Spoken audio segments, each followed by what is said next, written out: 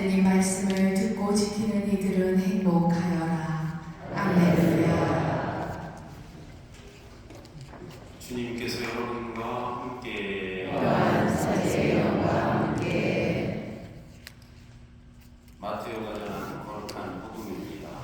주님 영광 받으소서. 마태복음 12장 46절에서 50절의 말씀입니다.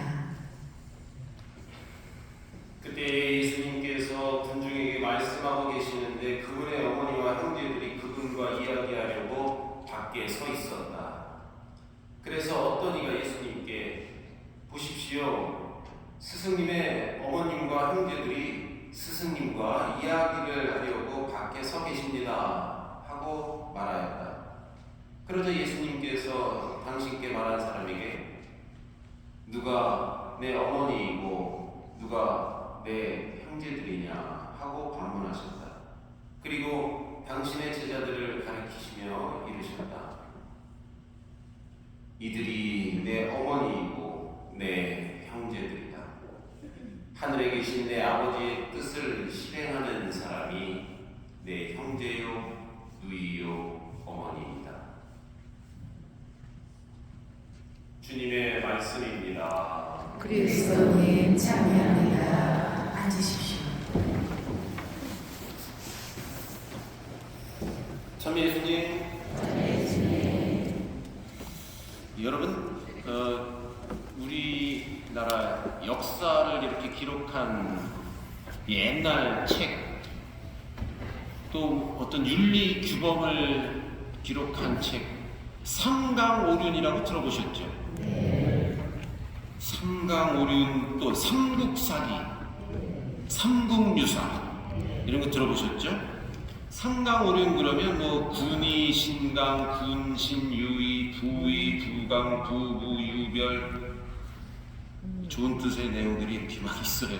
근데 이게 삼강오륜은 유교에서 기본이 되는 도덕 지침서라고 볼 수 있겠죠. 그러나 이것도 사실 그 당시에 정치적인 의도와 목적이 아주 다분히 담겨져 있는 그러한 책입니다. 또 삼국사기는 대한민국에서 현존하는 가장 오래된 역사서입니다. 삼국시대 각국의 흥망과 변천을 기술한 책이, 그 내용은 잘 모르지만 그래도 우리가 들어봤던 유명한 책들인 것이죠. 삼국유사, 고려시대 승려 일연이 고조선부터 후삼국에 이르는 그런 역사를 이렇게 기록한 것이 삼국유사이죠. 다 조금 그 기록한 이유와 목적 이런 것들도 좀 있죠. 그리고 그 당시 쓰여질 당시에 왕권과 정치적인 배경과 이런 것도 무시할 수가 없어요. 목적이 조금 있는 것이죠. 의도가. 오늘 여러분 첫 번째 독서로 읽은 책이 바로 뭐예요? 역대기라는 책이죠. 역사를 기록해 놓은 그 왕조의, 이스라엘 왕조의 이런 흐름, 역사의 흥망을 기록해 놓은 게 바로 역대기입니다. 구약 성서에서 조금 생소하긴 하지만 그래도 역대기라는 책이 있구나 하는 것은 우리가 알고는 있죠. 역대기 역시 저술 목적이 있죠. 성경의 역사 서술은 저작 또는 편집되는 시대의 과제를 해결하기 위한 어떤 메시지를 좀 담고 있습니다. 그러니까 역대기는 페르시아 제국이 이제 확 일어난 거예요. 사실 쉽게 생각하면 이스라엘이라는 조그만 나라가 있었는데 바빌론이라는 큰 대제국이 일어나면서 바빌론이 이스라엘을 그냥 덮친 거죠. 그리고는 이스라엘을 다 성전을 다 파괴하고 다 그 이스라엘 사람들을 포로로 바빌론이라는 데를 끌고 올라갔어요. 그래서 바빌론이 큰 아주 대제국을 건설한 것이죠. 바빌론이라는 이름도 들어봤잖아요, 그렇죠? 근데 세상에 영원한 건 없죠. 바빌론이 금방 또 페르시아라고 들어봤죠. 페르시아 왕국이 그냥 번성하면서 바빌론을 이 덮어버리는 것이죠. 바빌론을 점령합니다. 그러니까 바빌론으로 끌려갔던 이스라엘 백성이 페르시아 왕 키루스라는 사람이 칙령을 발표하는 거예요. 야, 거기 옛날에 이스라엘 백성들과 바빌론으로 끌려왔던 그 포로들 돌려보내. 페르시아가 이 바빌론을 완전히 먹었으니까. 그래서 돌아오게 됩니다. 이 큰 제국들의 힘에 의해서 끌려갔다가 또 다른 제국이 그 지역을 이제 점령하니까 다시 돌아오게 된 것이죠. 근데 돌아오니까 해방됐다 하고 돌아왔는데 막상 돌아오니까 살만 나는 세상이 되었을까요? 막상 돌아와서 보니까 뭐 반기는 사람도 없는 것 같고 다 무너졌고 망했고 앞으로 이 나라를 이스라엘을 어떻게 다시 재건할 것인가 한참 고민을 하고 사람들은 막 갈렸고 바빌론 편에 드는 사람도 있었고 페르시아 편에 붙어서 사는 사람도 있었고 아니다 우리끼리 똘똘 뭉쳐야 된다는 사람도 있었고 막 서로 막 갈려 있었다. 복잡한 것이죠. 예를 들면 우리나라도 해방된 다음에 뭐 소련 편으로 미국 편으로 전쟁을 해서 우리가 뭐 해야 된다고 이게 얼마나 복잡했겠어요. 새로운 우리 민주주의를 건설해야 된다.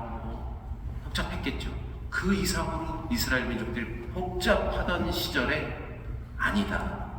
우리는 하느님을 찾고 그분께 경배하는 것만이 우리의 살 길이다 하면서 이 역대기 옛날 이 조상들의 이야기를 쭉 쓰면서 다윗을 굉장히 부각을 시킵니다.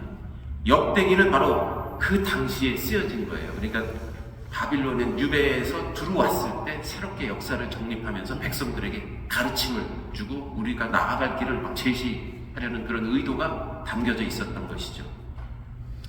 그래서 다윗을 굉장히 부각시키면서 그 옛날 다윗 왕이 다스리던 때 그 치하 때에 번성했던 이스라엘을 다시 재건해야 한다.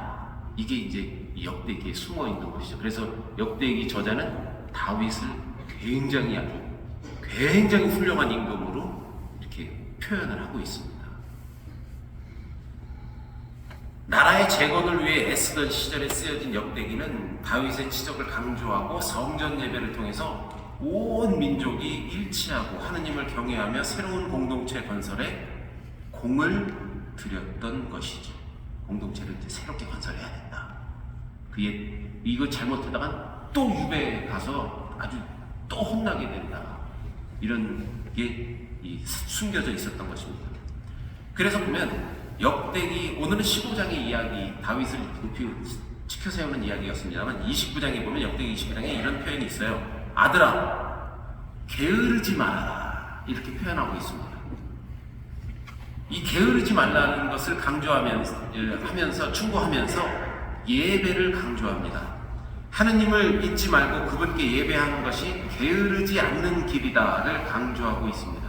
그리고 어떤 요령이나 편법 이런 것은 없다. 하느님을 잃으면 다시 저 바빌론으로 끌려갔던 것처럼 이집트로 끌려가든지 페르시아로 끌려가든지 또 유배를 당할 것이다. 망하는 길이다. 그분을 경배함은 구원과 해방의 기름을 강조합니다. 성전을 중심으로 똘똘 뭉쳐서 하느님을 찬미하고 기도해야만 다른 나라에 끌려가거나 망하지 않고 우리가 살 수 있다. 이것을 강조하는 것이죠. 성전 예배를 강조합니다. 그러면서 그것이 게으르지 않는 방법이다 하는 것을 강조하고 있죠. 우리 신앙인들은 때로는 굉장히 쉽게 비법을 찾으려고 해요. 하느님 만나는 비법을 찾으려고 합니다. 요즘은 좀 덜합니다. 보면 특히 이제 교회에서 그런 걸 많이 했어요. 심령대 부흥성회 뭐 이런 거 있죠. 또 무슨 목사님 초청 특별 간증 세미나 들어보셨죠? 야, 비법이 있다. 바로 하느님 만나는 길, 이 부흥회에 와라. 이 세미나에 참석하면 은혜가 어마어마하게 떨어지면서 바로 그냥 은사를 받는다. 구원에 간다. 교회도 이렇게 유혹을 했습니다, 사람들은. 뭐 성당도 마찬가지죠. 뭐 여기에 참석해라, 여기 좋다. 그러나 그걸 한번 참석했다고 바로 무슨 천당을 가고 특별한 뭐 은혜를 받고, 예를 들어서 여러분들 자꾸 옛날 얘기하는데 성룡이라는 영화배우 아시죠? 중국 홍콩 영화배우. 그분이 옛날에 그런 영화를 많이 찍었어요. 주로 악당들한테 당해요. 아버지가 돌아가셨어. 그리고 나서 이게 막 분노가 막 치오르는 거죠. 그리고 아버지의 원수를 갚겠다고 결심을 합니다. 그리고는 산으로 가는 거죠. 그리고 도사님을 찾아갑니다. 무술을 가르쳐 주십시오. 아버지의 원수를 갚아야 되겠습니다. 뭐 옛날에 뭐 무협지나 만화 같은 걸 보면 그런 얘기가 많이 나와요. 아버지의 원수를 갚기 위해서 저 도량을 찾아갑니다. 그러면 그 도사님이 뭐 바로 무술 가르쳐 줍니까? 바로 칼 쓰는 법을 가르쳐 주거나 뭐 활 쏘는 거나 표창 던지는 법을 가르쳐 주질 않습니다. 제일 먼저 뭘 가르쳐 주겠습니까? 청소시키고 물 길어 오라 그래요. 저 산 밑에 가서 물 길어서 여기 항아리에 채우라 그래요. 그리고 일부러 항아리 저 밑에 이렇게 빼갖고 물 빼놓고 계속 물 길어 오게 시키고, 바로 묘수를 편법을 가르쳐서 싸움 기술을 바로 배우는 게 아니에요. 처음부터 물 기르는 것부터 시키고, 청소하는 거 시키고, 나무 해오는 것부터 시켜서 그걸 통해서 체력을 키워요. 힘을 알통을 좀 만든 다음에 그 다음에 이제 기술 들어가는 것이죠. 또 성질 급한 뭐 이런 배우 주인공은 물 길다가 때려치고 다시 산에 내려가서 싸우려고 막 해요. 그러다가 한 대 의도 터지고 다시 와갖고 이게 아니구나 이런 걸 한 다음에 그 다음에 이제 차근차근 체력을 연마해서 기술을 배워서 결국은 아버지의 원수를 갚는, 그게 이제 이런 무협 영화, 홍콩 영화의 주로 이제 장면들이었죠. 저도 여러분들에게 그렇게 말씀을 드리고 싶어요. 비법을 찾지 말아라.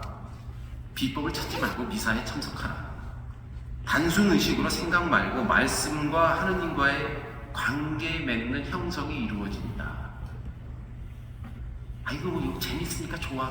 아니면 오늘 뭐 시간이 없어서 안 되겠어. 이렇게 하지 말고 내가 꼭 일정한 하루에 이 시간을 내가 만들어서 미사에 참석하고 말씀을 읽고 독서와 복음을 읽어보고 차근차근 이렇게 가는 것이죠.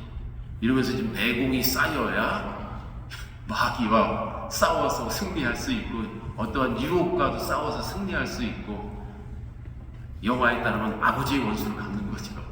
그 바로 다른 비법은 없다, 이렇게 말씀드리고 싶습니다. 역대기 29장에 보면 그래서 이렇게 얘기해요. 번제를 통해 하느님과 만나는 거예요. 번제가 뭡니까?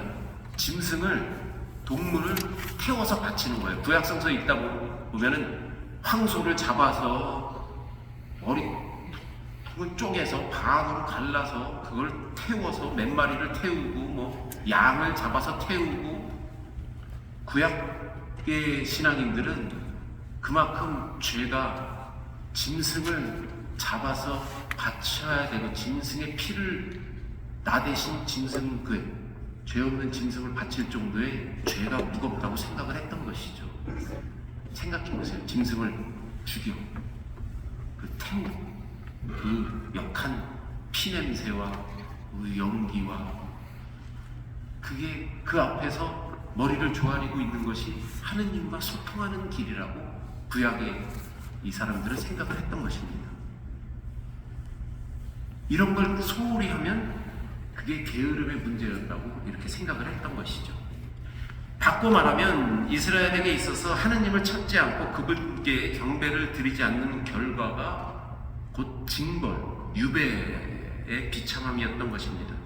그러므로 일독서의 다윗의 모습처럼 번제와 친교제를 바치며 하느님을 찾고 만나는데 충실해야 함이 백성들의 갈 길이었던 것입니다. 그것이 바로 하느님의 뜻을 실행하는 길이라고 역대기는 우리에게 바로 오늘 다시금 제시해 주는 것이죠.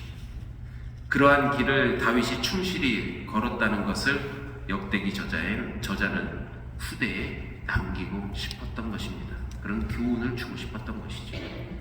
여러분, 기도와 미사 참내하는 습관, 또 몸에 배인 좋은 행동들, 이것이 사람의 운명을 만들고 그것은 바로 예수님과 형제요 자매로 살아가는 길임을 오늘 복음은 또한 우리에게 제시해 주고 있습니다. 비법은 없어요. 성실히 꾸준히 기도하고 미사에 참여하는 것, 이것이 바로 예수님과 형제의 그런 관계를 유지하는